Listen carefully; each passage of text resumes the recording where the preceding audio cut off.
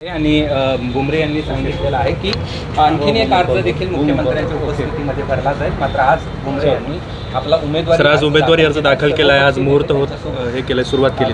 आज एक मुहूर्त म्हणून आम्ही सगळ्या पक्षाचे आमचे महायुतीचे नेते यांना सोबत घेऊन आम्ही हा अर्ज भरलेला आहे आणि 25 तारखेला आम्ही मुख्यमंत्री असतील, महायुतीचे नेते असतील यांच्या उपस्थितीत आम्ही 25 तारखेला आणखीन एक उमेदवारी अर्ज भरणार आहे. खैरेंनी भरलाय म्हणून तुम्ही भरलाय अशी एक चर्चा आहे. खैरेचा आमचा संबंध येत नाही. आम्हाला तुम्हाला सांगतो, आम्हाला खैरेची स्पर्धा करायची नाही.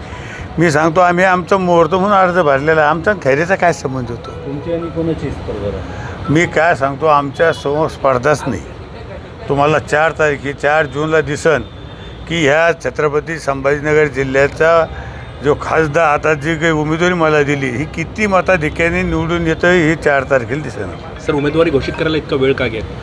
मला काय म्हणायचं, अजूनसुद्धा महाविकास आघाडीचे काही उमेदवार घोषित व्हायचे राहिले. थोडं युतीचे जसा टप्पा 5 टप्प्यात निवडणूक होत्या महाराष्ट्रात, तर आता 4 टप्प्याच्या उमेदवार घोषित झाले. 5वेचा आज उद्या होईल.